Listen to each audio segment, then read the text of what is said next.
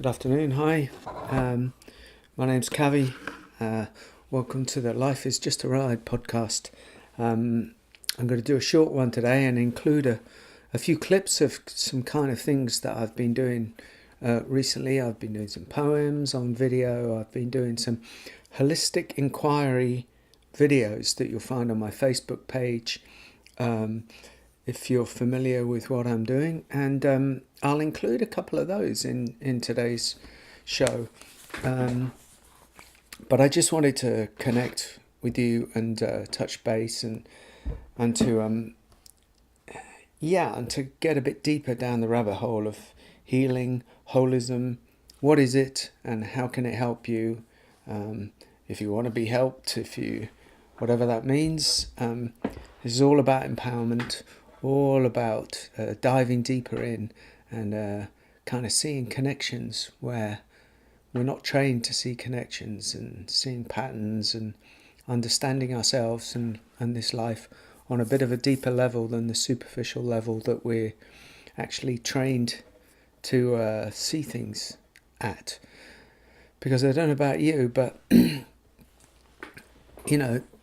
blinkers are off, man. The blinkers are off with me, and I'm seeing things from a whole different perspective than the way that I thought that they were for years and years of my life. And maybe this is part of the big waking up that we're all going through, and I hope so, because things need to change on planet Earth pretty soon. And right now there are a lot of people trying to make that change and bringing in new technologies and new ways of living, and moving on, moving out, opening up. But there's still a lot of stick in the muds, those ones who don't want to change. Hold on. Those ones who, are hell-bent on bringing the whole show down, and the power seekers and the money brokers and the greedy and the fearful and the angry, they're all kind of still at it. And so we've got to do more, and we've got to do the best that we can to understand and transcend and kick back, transform ourselves, and hopefully transform the planet a little bit. I don't know. Maybe that's going to happen, maybe that's not going to happen. But the most we can do is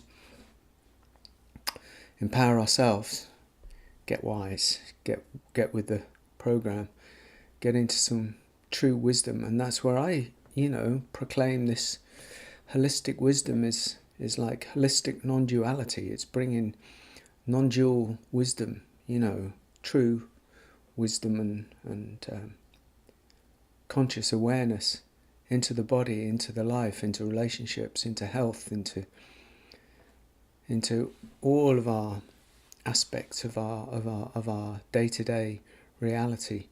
And to have a big old investigation into what's true, what's real, what's connected. What is this life all about, huh? Wow. So anyway, I don't know what today's podcast is called, but I've been making some notes and I want to read them to you. You can't heal it unless you feel it. This is again about some of the past and how it affects us in the present. And the necessity to deal with it. So here we go. The past is alive inside you as an energy that impacts the physical world, i.e. your body, negatively. The past is alive inside you as an energy that impacts the physical world, i.e.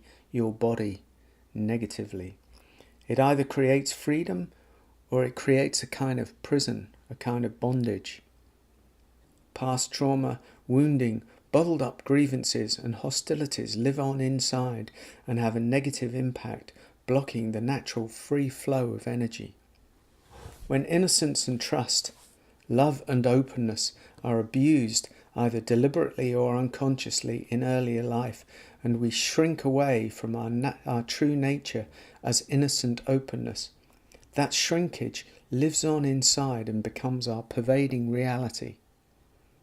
But it doesn't create happiness or peace or freedom. In fact, these blocked energies create anxiety, depression, and addiction. They impact our hormonal system, adrenal glands, immune system, gut function, and obviously affect our lifestyle choices. They can make us ill, either in the short term or, as is the case for most people, in the long term in the form of chronic conditions. They can even be implicated in cancer. They don't cause them, but they can be the environmental triggers that bring them to the attention of the sufferer or the carrier. Remember, I'm talking about past traumas, wounds, all the old stuff. Every illness has an emotional, mental, and spiritual component. Every one. That's not to say they are caused by these factors. I don't believe in cause and effect. I don't think in this strict linear way. Because I believe that chicken and egg came at the same time. It's us, it's humans who created this distinction because of our dependence on time and space and our five senses. I think in a more kind of quantum way. So when you stop looking for either, it allows you to include a whole lot of new possibilities. So I think of chicken and egg. I think of cause and effect, and I open up to all sorts of new possibilities. Thinking more holistically and holographically opens us to new and broader possibilities.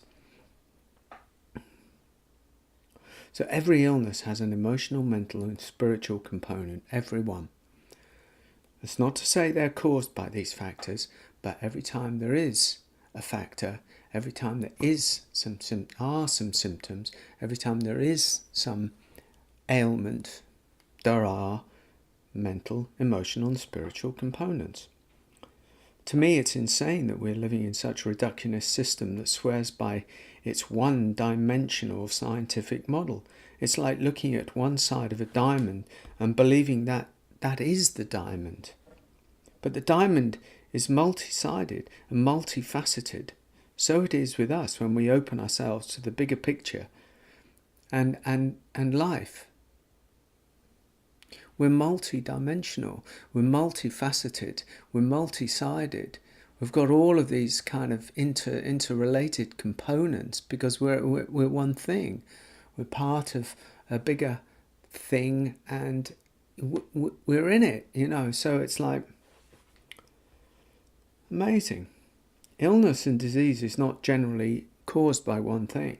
Sometimes I guess it can be, but usually it's a myriad number of factors, some of which stretch back into childhood and even beyond to genetic tendencies. But most of these factors are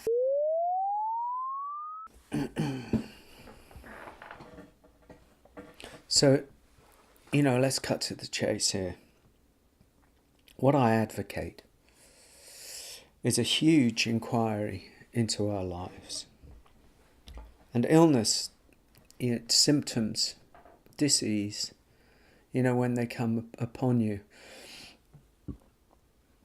it's actually, in many ways, the greatest opportunity to have that inquiry, because it demands it, because it comes along and so radically interferes with our lives, because if it's left to us and our free will, we'll never do it. We'll never take account of our lives. We'll never have enough space and time to actually review everything, to look at everything, because it's low down on the list of priorities and we're far too busy, doing the other things in life. And so the illness comes along and demands it. And that's its greatest gift. Obviously, it comes, at a price.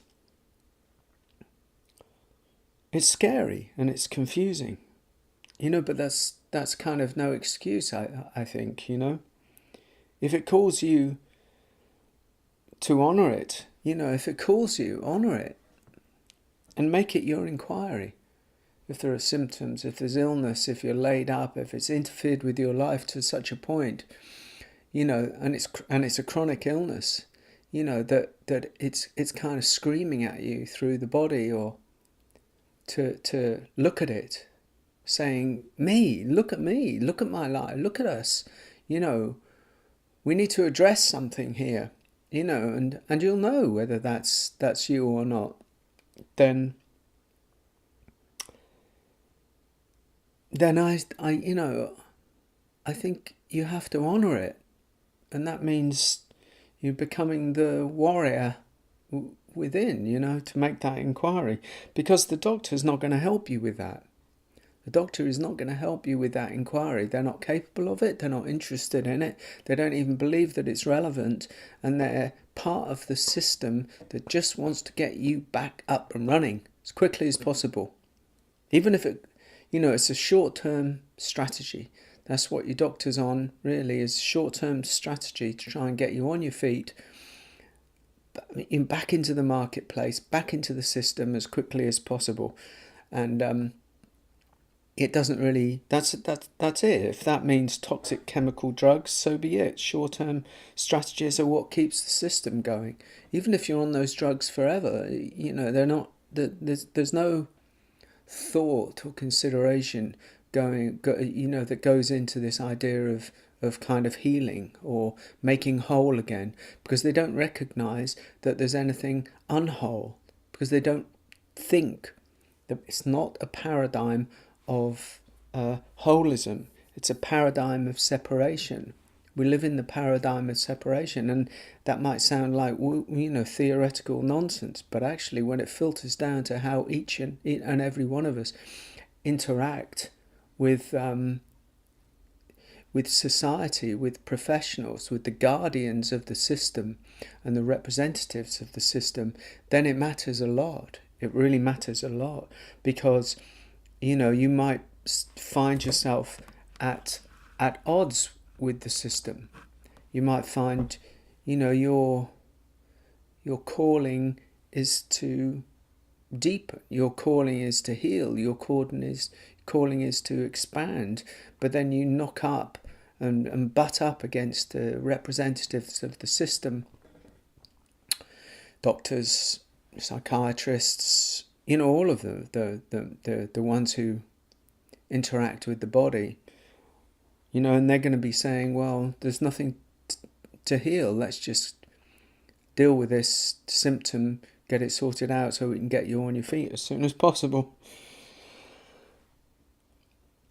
But if you're one of those who wants an answer, who wants to seize opportunity to resolve some old wounds or traumas, or you have a hunch that what ails you is connected to the past somehow, then you owe it to yourself to inquire within. And that means facing ghosts and all the things that are left undone. That means facing ghosts and all the things that have been left undone. And that's where it kind of gets tricky for people, I think. The past is a heavy weight for many people. And it might mean feeling old stuff that has been avoided.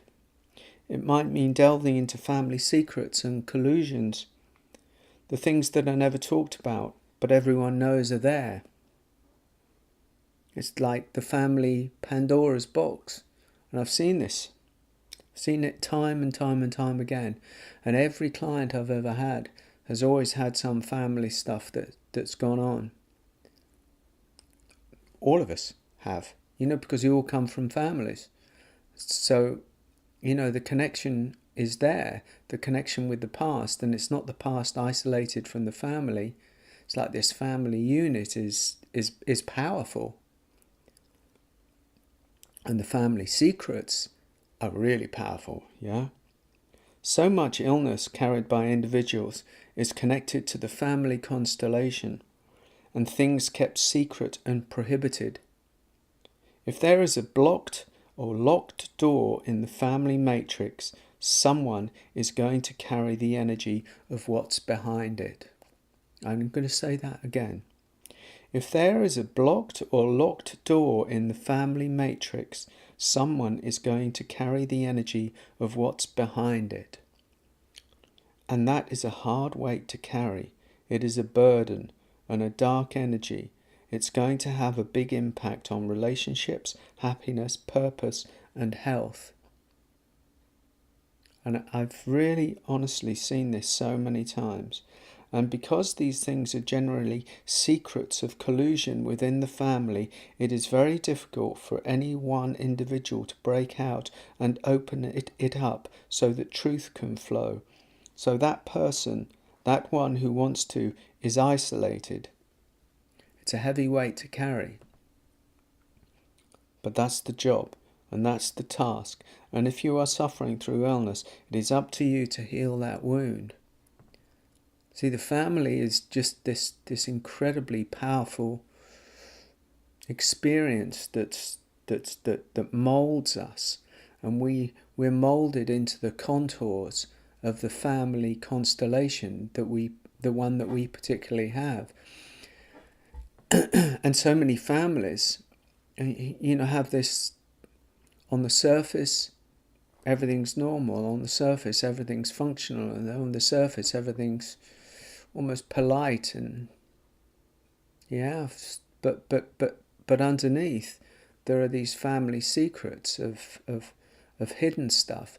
And it doesn't have to be massive abuse or anything like that, although it can be. But it can just be the darkness of shame of something that happened, that created this cascade through the generations. Shame is a shame, and guilt is these are the hot coals that can be passed through from generation to generation.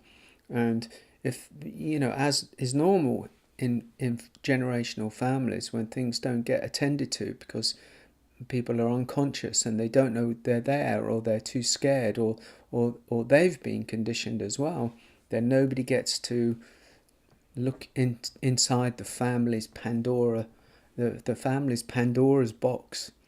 So it's like a door that remains closed, and there's something in it, and you might know what it is and you might not know what it is, but people carry it around, and there's it's almost like the whispering gallery, of secrets. And, I hope you understand what I mean, because these are powerful energies.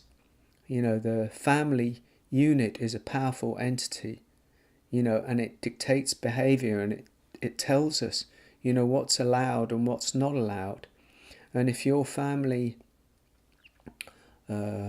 matrix and constellation, your family unit is still intact, and it even though it might be dysfunctional, it's playing by a certain set of rules that it's created, that might suit you or it might not suit you. But what I'm saying is, when there's illness and when there are symptoms, that you might be carrying, then there is a part that's played by the family constellation.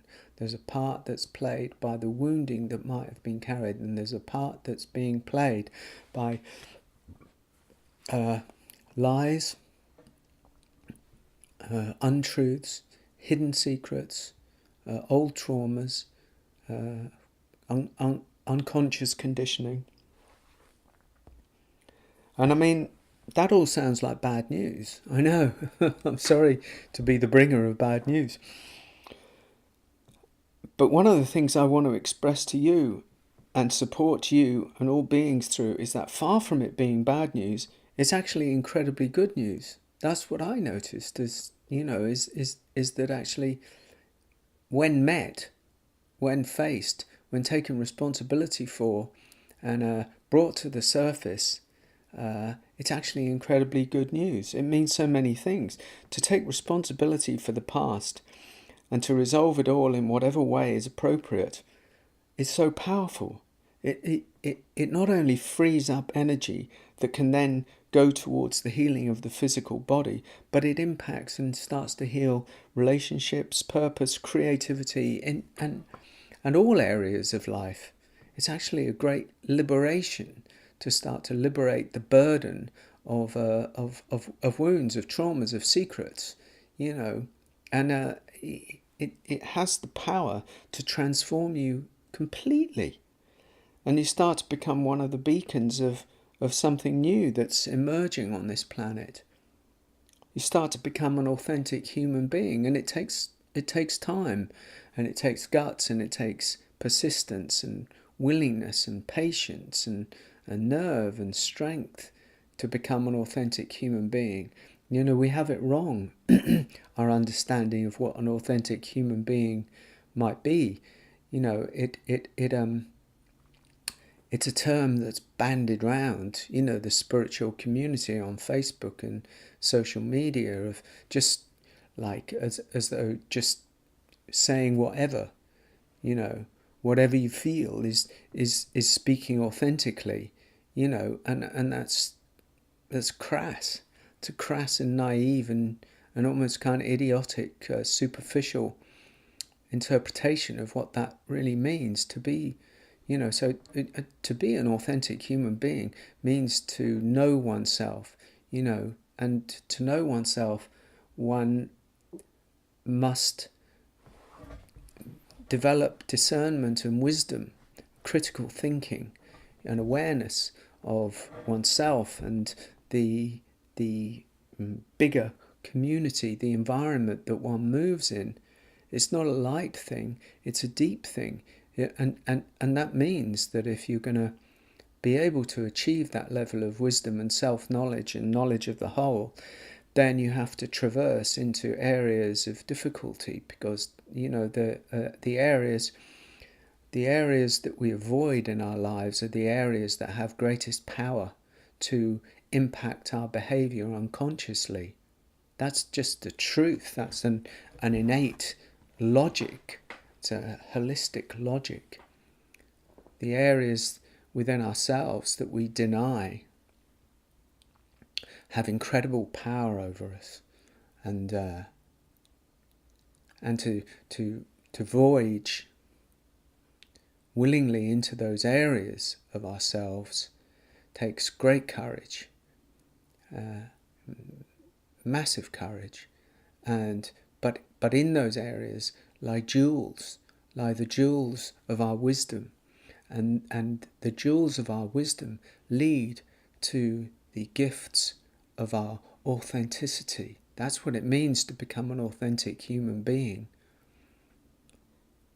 It's just an authenticity because the truth is obvious, because the natural way of being becomes obvious, and it sort of becomes easy. So there's no more trying.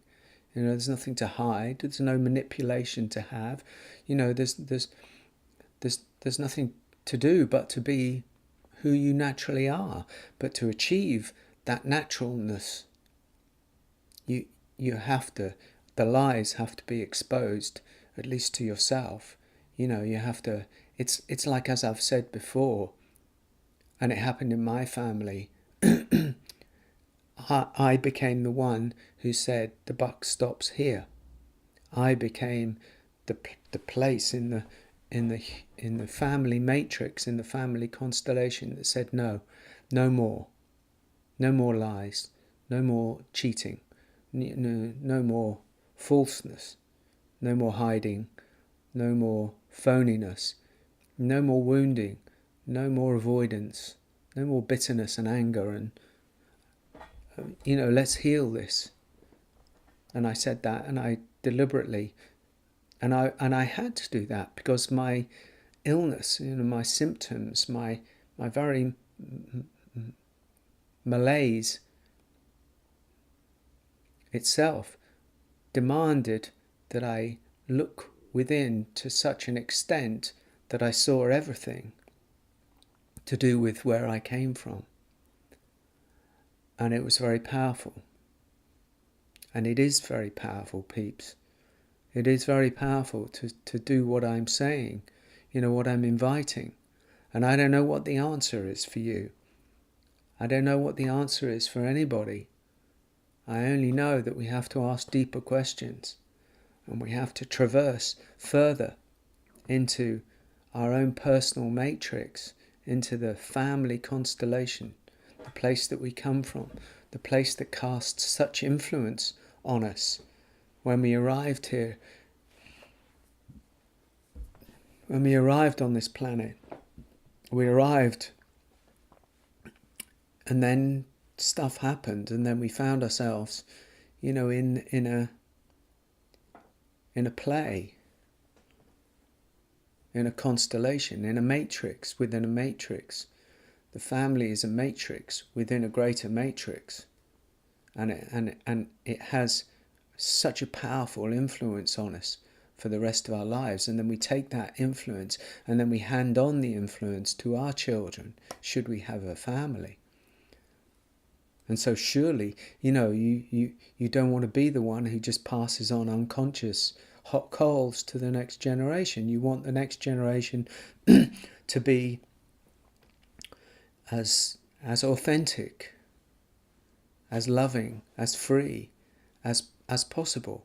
And that's why the imperative is for you to wake up and be the one to say the buck stops here.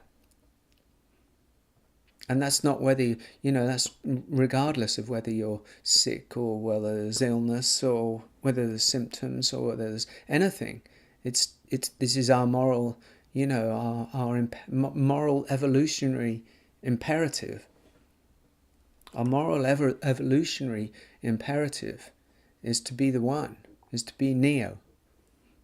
Is to be Neo like in the Matrix, and to transform every aspect of ourselves, to heal the wounds of where we came from.